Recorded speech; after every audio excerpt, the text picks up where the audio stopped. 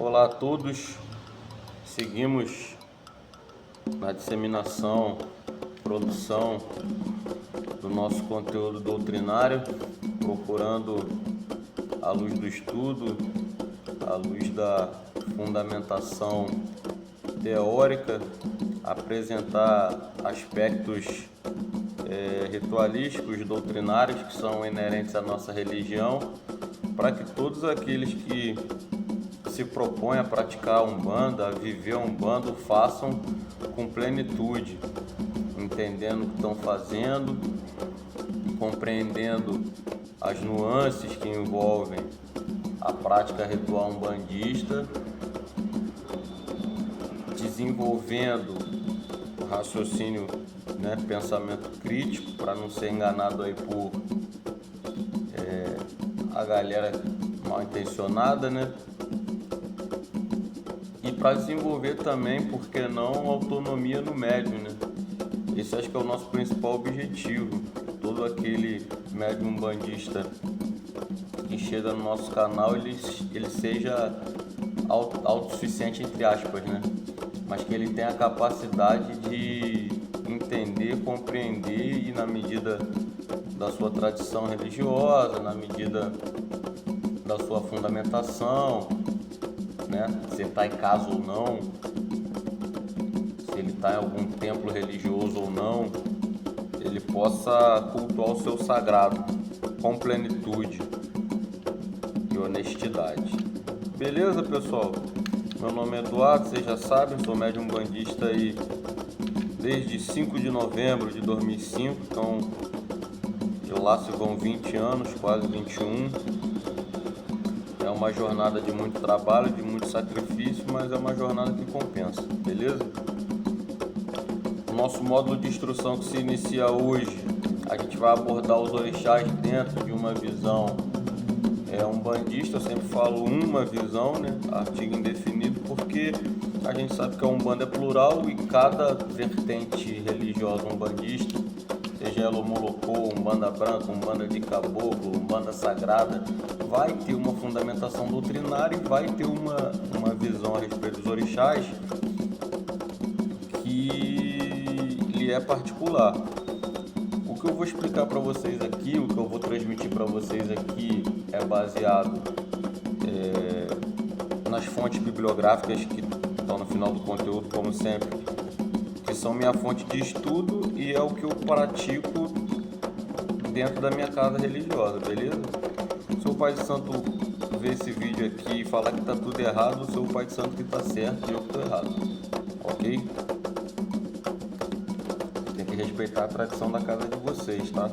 Se a tradição da casa de vocês não está batendo no coração de vocês, não está se afinizando com aquilo que vocês acreditam ser o certo, então o mais correto é vocês conversarem com o dirigente de vocês, pedirem licença e procurar uma casa, A gente vê que muita gente discorda de algumas ritualísticas ou fundamentações doutrinárias da casa, mas não pede para ir embora, fica lá vampirizando aquele ambiente religioso. Então, se algum dia acontecer isso com vocês, cara, bota a viola no saco e procura o rumo de vocês, beleza?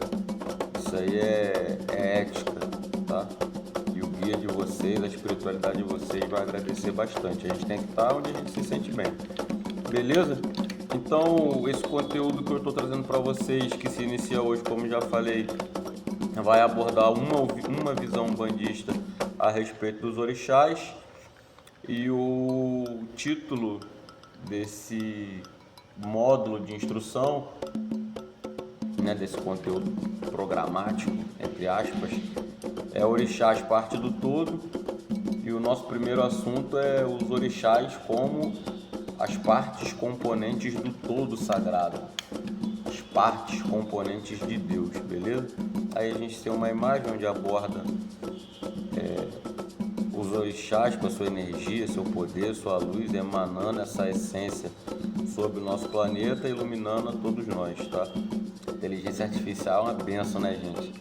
Falei para a inteligência artificial o que eu queria que ela fizesse, eles geraram essa imagem aí E é impressionante como a tecnologia ela está avançando de uma maneira muito rápida, né? Então, os objetivos do nosso conteúdo hoje são entender o que são os orixás, entender o porquê da associação dos orixás com os santos católicos e conhecer uma visão bandista dos orixás. Para isso a gente vai seguir esse sumário aí. Então, a introdução, desenvolvimento, significado do termo, né, a etimologia da palavra orixá, o que são os orixás, o que significa ser filho de cabeça, como que é dado pai, mãe e santo, o que é o sincretismo religioso.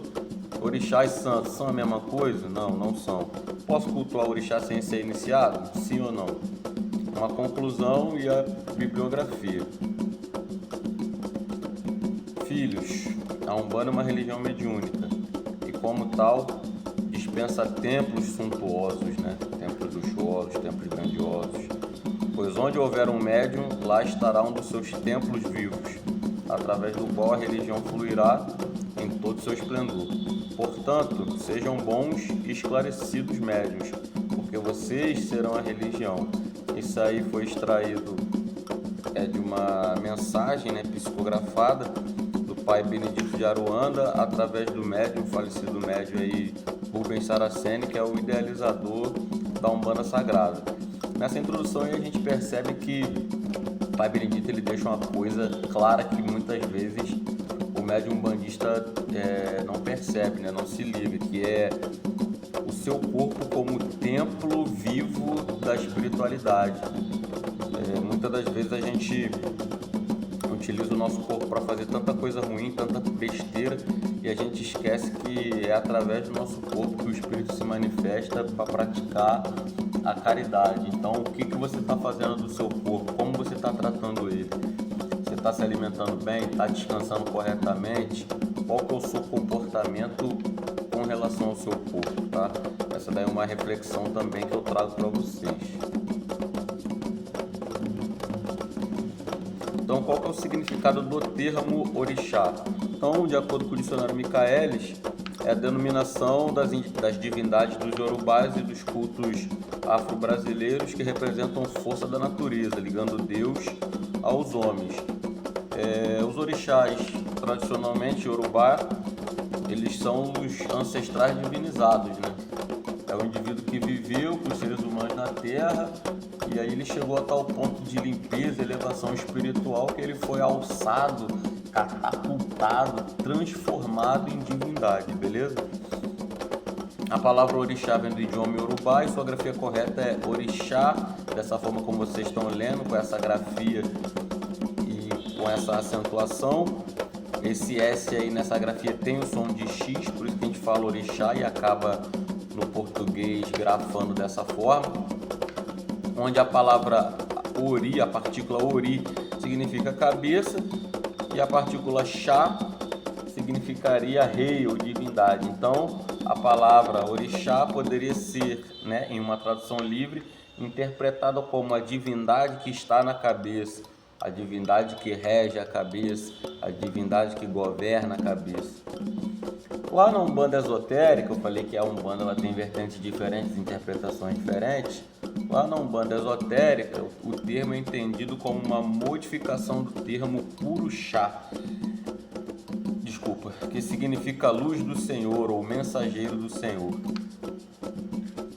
A gente sabe que dentro da vertente da Umbanda esotérica, eles têm uma interpretação completamente diversa a respeito da origem da Umbanda, bem como o significado da sua palavra, e tá tudo bem, tá? A gente respeita, e se tá dando certo para caminho deles, é isso que é importante. Lembrando que, na minha crença, enquanto o núcleo duro estiver sendo respeitado, as divergências doutrinárias não são consideradas como algo nocivo. Beleza? Para os iorubanos, de onde vem a tradição do culto aos orixás, essas divindades são ancestrais africanos divinizados, né? Encarnaram, conviveram entre os homens e ao longo de sua existência terrena conseguiram compreender e controlar alguns elementos e domínios da natureza, por isso que eles são associados aos raios, às pedreiras, às águas, aos campos, né? A lama, cada um tem seu campo, reino da natureza de atuação. No entendimento deles, os orixás são humanos que se tornaram deuses, por isso que alguns segmentos tratam cada orixá como um deus diferente. Inclusive no culto tradicional não era efetuado esse culto panteônico, né? Cada divindade era cultuada em um povoado. Então Ogum era cultuado em Irê, Oxóssi em Queto, Xangô em Oió. Cada divindade era cultuada em separado. Quando a gente tem aquele processo de escravização e todo aquele êxodo africano, vamos colocar dessa forma, quando o negro é retirado à força do continente africano, as crenças, as tradições acabam se misturando, tá? Por isso, inclusive, que Nanã acaba sendo cultuada nos terreiros de Queto e nos terreiros de Umbanda, porque Nanã é um Vodum, não é um orixá. A gente sabe que tem essas diferenças, nessas divergências de acordo com as tradições, né? Orixás, Voduns e Inquices. Os Inquices são as divindades cultuadas no culto Bantambola, né? O Vodum lá no Jeje e os orixás no Queto, beleza, pessoal? Qualquer informação complementar, o pessoal pode comentar aí no vídeo aí, que a gente ensina e aprende ao mesmo tempo, o tempo todo. Então, para a maioria das correntes umbandistas, porém, o entendimento é outro. A maioria dos umbandistas acreditam que os orixás são a manifestação do Criador Supremo, de Deus, não sendo assim deuses, mas atributos de Deus, ou falangeiros de Deus, ou ramificações de Deus, né? O Lorum, Zâmbelo, do Mari. Entendem o orixá como uma energia divina que atua no nosso plano material através dos diversos reinos e elementos que compõem o nosso reino. O cristalino, mineral, vegetal, ígneo, eólico, telúrico, aquático, tudo que faz parte do nosso planeta Terra. Os cristais, os minerais, os vegetais, o fogo, o ar, o vento, a terra, a água, são elementos que compõem, que constituem, que geram vida no nosso planeta. Algumas vertentes afirmam que os orixás que incorporam na Umbanda são os mesmos do Candomblé. Outras afirmam que isso seria impossível, já que nosso corpo físico, não suportaria o impacto energético ao receber a energia vinda diretamente de Deus, compreendendo então que os orixás que se manifestam na Umbanda seriam na realidade os falangeiros dos orixás, e é por isso que existiriam as diferentes qualidades na Umbanda. Aí o Ogum Megê, por exemplo, Ogum Beramá, Ogum Toperinã. Então a gente vê que no meio umbandista existe essa divergência doutrinária, essa divergência de crença do que seriam os orixás e como eles se manifestariam no plano material.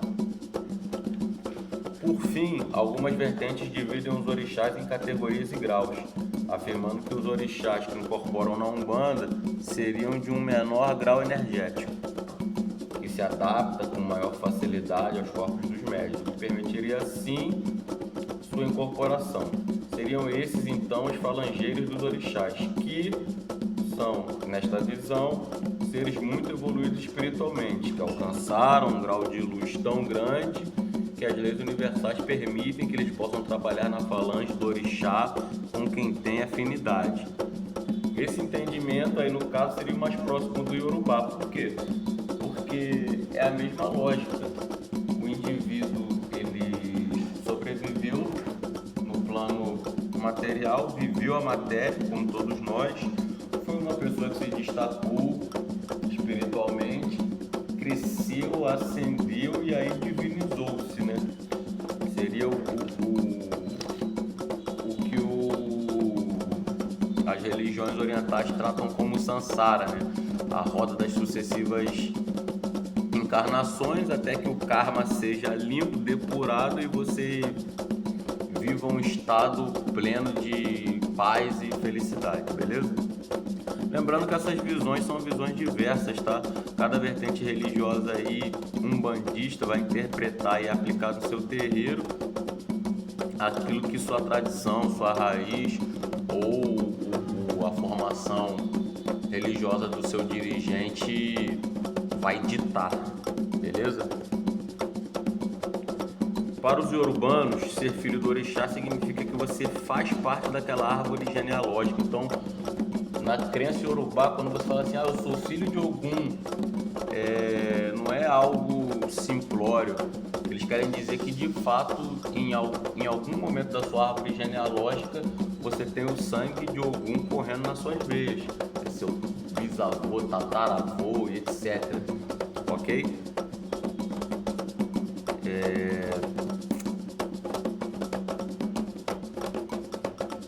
Significa que você faz parte daquela árvore genealógica. Por isso afirmam que o fio de determinado orixá possui as suas características, ou seja, se for filho de Ogum vai ser brigão, se for filha de Ansã vai ser esquentada, se for filho de Oxum vai ser chorão, entre aspas, etc. Essa interpretação ocorre porque na África cada orixá era ligado a uma região ou nação e que os membros daquela nação eram descendentes diretos do orixá cultuado por eles. Foi o que eu falei anteriormente.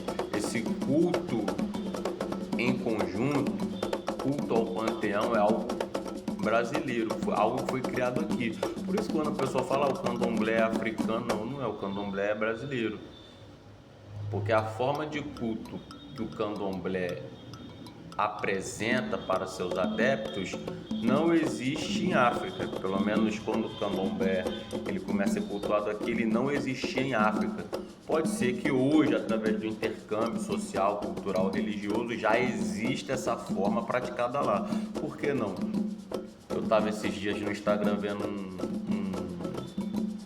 uma Enzo, né, uma casa de nação Angola, na Europa, lá em Portugal, então por que não, né?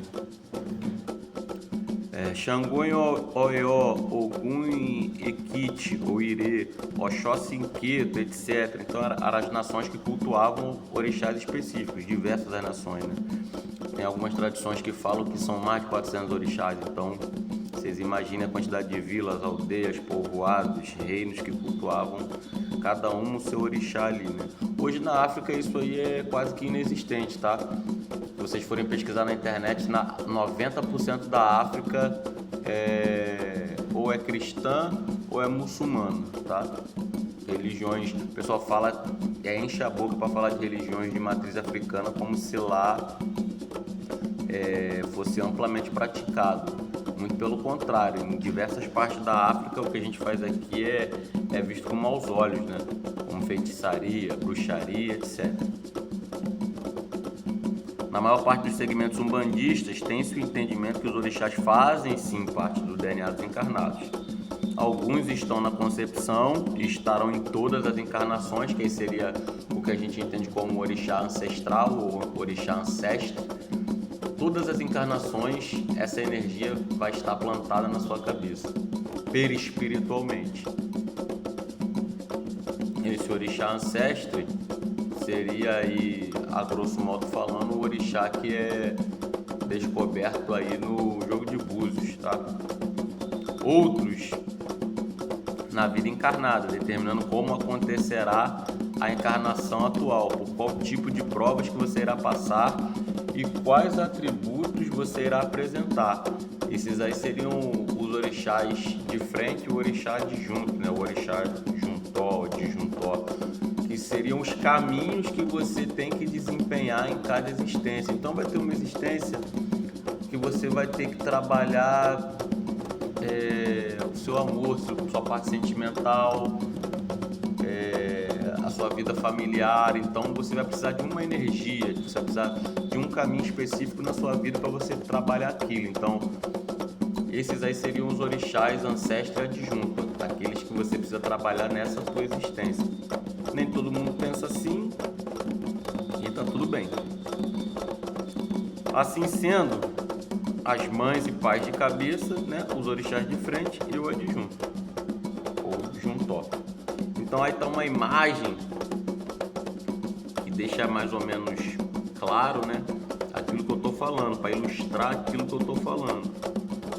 Então repare aí que a energia da coroa permanece a mesma em todas as encarnações, mas a ordem de atuação dos orixás podem variar. Então, na primeira encarnação, você pode estar precisando trabalhar uma coisa e determinada energia vai vir na sua vida.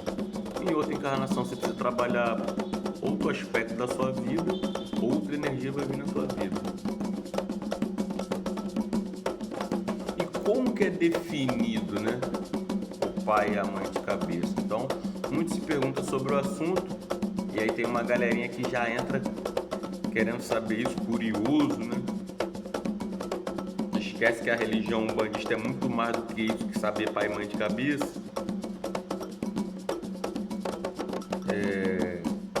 Mas é uma dúvida frequente na cabeça dos neófitos aí, dos iniciados, dos abiães. O escritor Alexandre Comino tem uma visão interessante a respeito do assunto, né? Ele diz aí em um dos seus livros: somos filhos de todos os orixás, já que eles são a manifestação de Deus em nossa vida e manifestam durante todo o tempo todo, já que essa é a natureza de Deus. O que ele quer dizer com isso? Em todo momento na sua vida, você se depara com o amor familiar, o amor romântico, né, casal, o amor fraternal. Então a energia de Oxum, ela está constantemente na sua vida. Em todo momento ao longo da sua vida você se depara com situações justas e injustas. Você pede muitas das vezes justiça para sua vida, para sua família, para seu filho, para alguém do seu convívio familiar. Então a energia de Xangô também está presente na sua vida o tempo todo, durante toda a sua vida. Então é isso que ele quer dizer quando ele fala que somos filhos de todos os orixás, tá? Essa visão que ele traz é justamente para dar uma desmistificada na cabeça da galera e para os médios não ficarem tão pilhados a respeito disso, né? De quem é meu pai de cabeça, minha mãe de cabeça, entendeu? Para a galera entender que a prática religiosa umbandista vai muito além disso daí, tá? Diversos são os métodos para determinar os pais e mães de cabeça, e essa metodologia vai variar de acordo com a tradição da casa e os orixás que são cultuados em cada casa. Nem todos os orixás são cultuados e trabalhados em todas as casas, então ela pode variar. Às vezes você trabalhava numa casa que tinha obá lá, e o teu dirigente te deu obá de frente. Aí tu vai se filiar a uma nova casa e não tem obá, e aí o teu dirigente te deu Yansan, porque a energia é mais próxima. Jogou o buzo lá, ou foi intuído, ou o guia-chefe te deu esses orixás como pai e mãe de cabeça. E aí cabe a você, de acordo com aquilo que eu falei anteriormente, né? A sua conexão com a casa, o seu entendimento a respeito da espiritualidade, aí vai caber a você se você aceita ou não essa divergência doutrinária, beleza? Como eu falei e eu sempre reforço, a gente tem que estar onde a gente se sente bem. Se eu estou num lugar que eu não concordo com aquilo que é praticado ali, cara, tem muito terreiro no Rio de Janeiro. Eu falo Rio de Janeiro porque agora eu estou no Rio de Janeiro. Tem muito terreiro no Rio de Janeiro. Então, opções para você, né, de lugares sérios para você procurar trabalhar sua mediunidade não faltam, ok? O mais conhecido dos métodos para definir pai e mãe de cabeça é o jogo de búzios ou merim de logum, onde o dirigente faz a consulta aos orixás pelo meio dos búzios, né? Consulta oracular. Existem casos onde o guia-chefe, através da sua intuição e mentalização, determina quem são os pais e mães de cabeça, né? Ou seja, o dirigente do seu terreiro está lá com o guia-chefe da casa dele. Às vezes o guia-chefe é um caboclo, às vezes o guia-chefe é um preto velho, e o guia-chefe ele entra em conexão com o espiritual, com o sagrado, e ele determina através dessa intuição quais são seus pais e mães de cabeça. Ok? Essa é uma das formas como o pai e a mãe são definidos nas vertentes umbandistas. existem locais onde outros métodos divinatórios são utilizados. Então, jogo de obi, jogo de urubu, tem jogo de dado, tem locais que trabalham com cartas. Então, os métodos para definição de pai e mãe de cabeça são diversos. Tem gente que trabalha a data de nascimento, tem gente que trabalha o Odu. Como eu falei, cada casa é uma casa.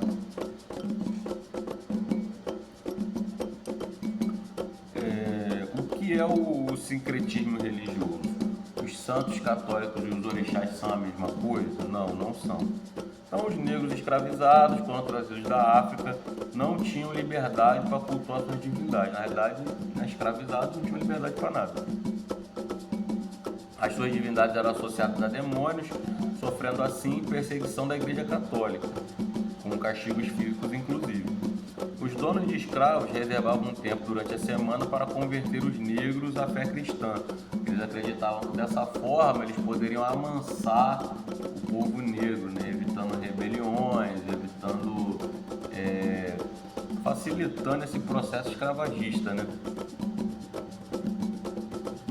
Dessa forma, os escravizados, os negros escravizados, passaram a conhecer as histórias dos santos católicos e identificarem neles as qualidades que se aproximavam das divindades que eles cultuavam na África.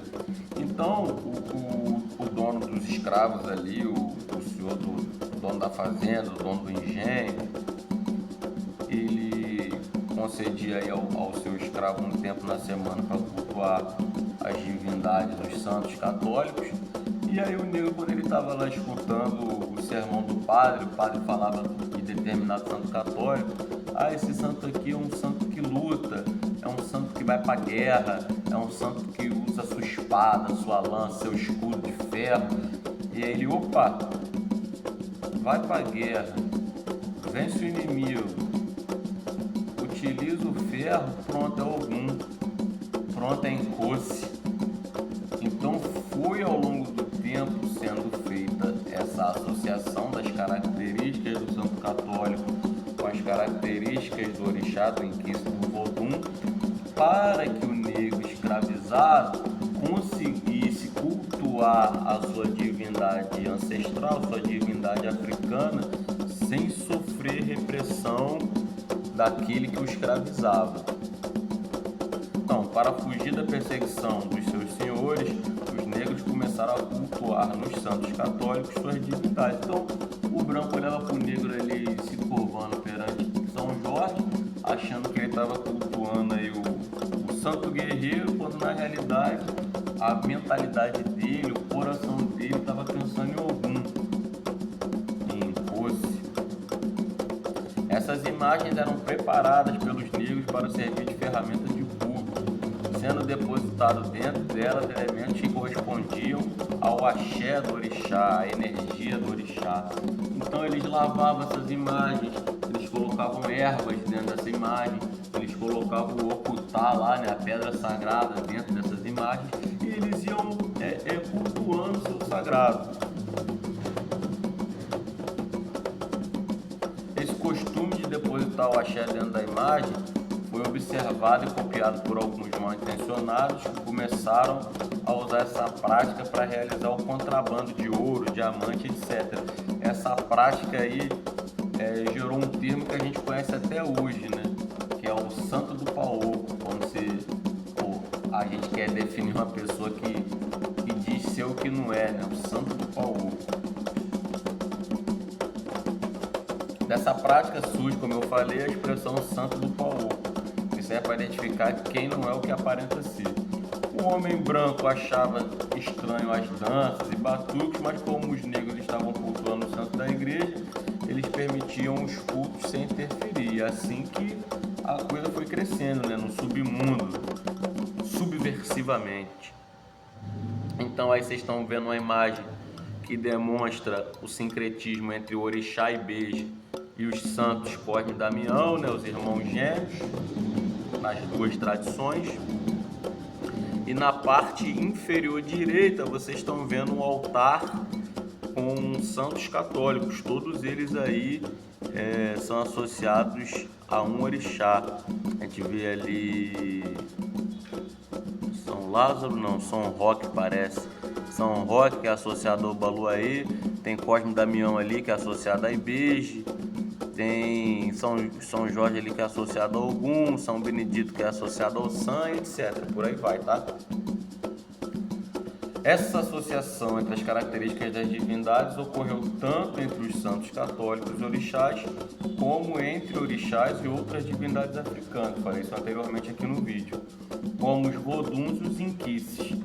Um exemplo dessa associação são os orixás Oxum e a Inquice Dandalunda. Então, tanto Oxum como Dandalunda representam beleza, representam riqueza, representam fertilidade, representam feminilidade. Aí vocês vão vendo como a coisa vai se mesclando, né? Como as trocas de fundamentação doutrinária, que naquela época não tinha nada escrito, era tudo fundamentação oral, como a coisa vai acontecendo até chegar no que a gente vê nos dias atuais. Então, orixás e santos são iguais? São a mesma coisa? Não.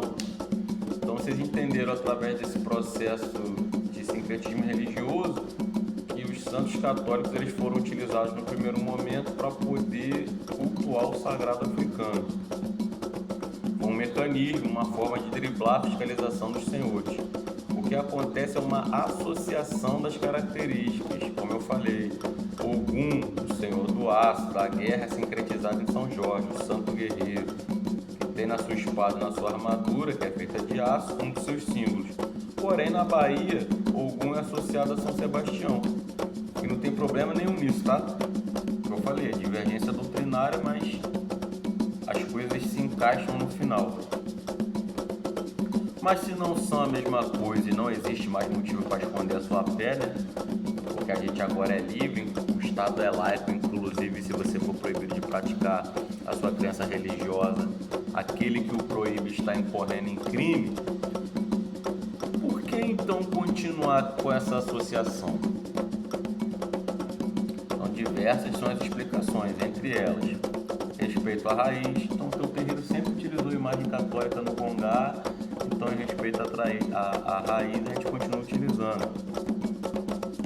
Respeito à ancestralidade, então, como foi explicado, essa é uma prática ancestral, o negro utilizava isso para poder cultuar o seu sagrado. Então é uma forma da gente nunca esquecer de onde a gente veio e pelo que os nossos antepassados passaram. Vertente do terreiro mais ligado ao catolicismo, a gente sabe que tem algumas agremiações que são mais próximas do catolicismo, fazem orações católicas, tem uma visão doutrinária mais próxima do catolicismo. Porém, a principal razão é a facilidade em estabelecer uma conexão visual mental com os orixás.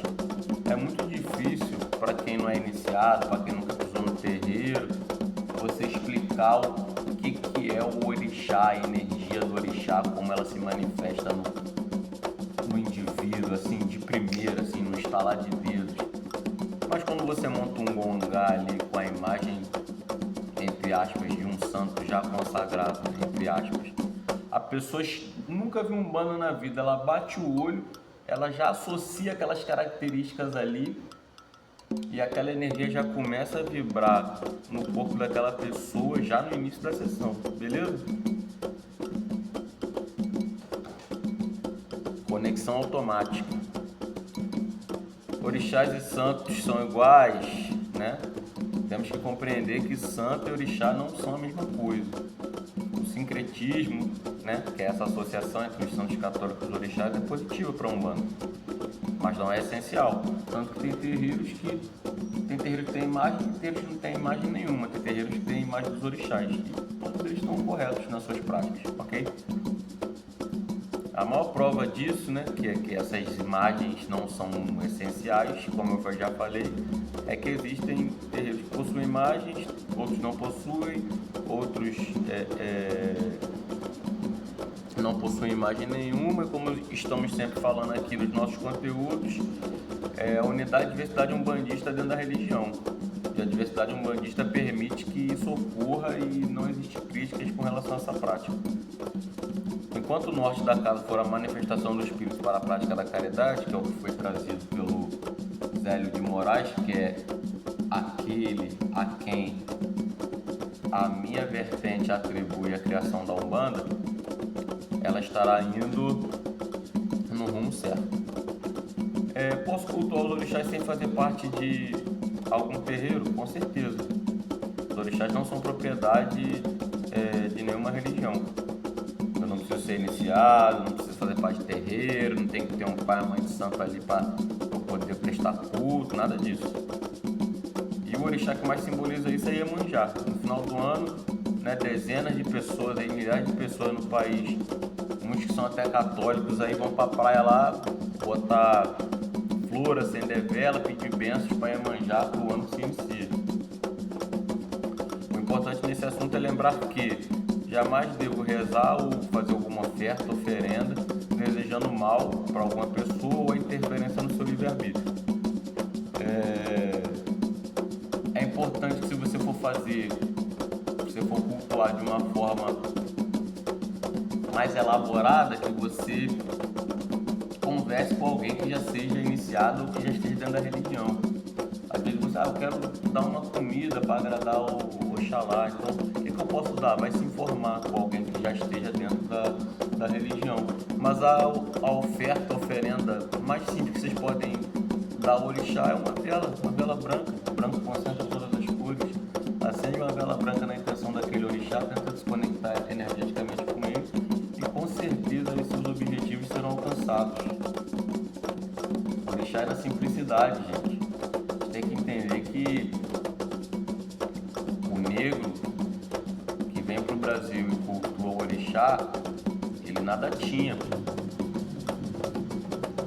Então a galera que acha que para cultuar eu tenho que fazer pratos muito elaborados, dar um monte de comida, dar um monte de bebida, dar um monte de não sei o que.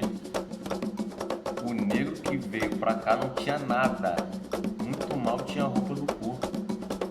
Muitos chegavam nus aí e cultuavam seu orixá. Então, pô, calma aí, né?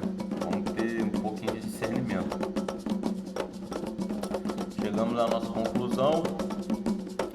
Mais importante que conhecer conceitos teóricos sobre os orixás é sentir na pele a constante atuação e presença deles na nossa vida. Umbanda, como nós sempre colocamos, é teoria e prática o tempo inteiro. Então, que através do conhecimento teórico possamos direcionar de uma forma mais eficaz a energia que os orixás derramam sobre nós. Finalizo deixando a frase do Pai Benedito de Aruanda, né, que é a entidade, o espírito que trabalhava aí com o Rubens Saraceni, que diz o seguinte: o orixá é mistério de Deus. E como mistério de Deus, né, como tal, assume as feições humanas que lhe dermos. A gente nunca vai ter a plena capacidade de dizer o que é um orixá, de especificar, de caracterizar, nunca, porque transcende a nossa capacidade intelectual. Toda explicação que a gente der a respeito do orixá, da sua energia, é insuficiente. Da mesma forma como qualquer explicação que a gente se propor a der a respeito de Deus sempre vai ser insuficiente, incompleta.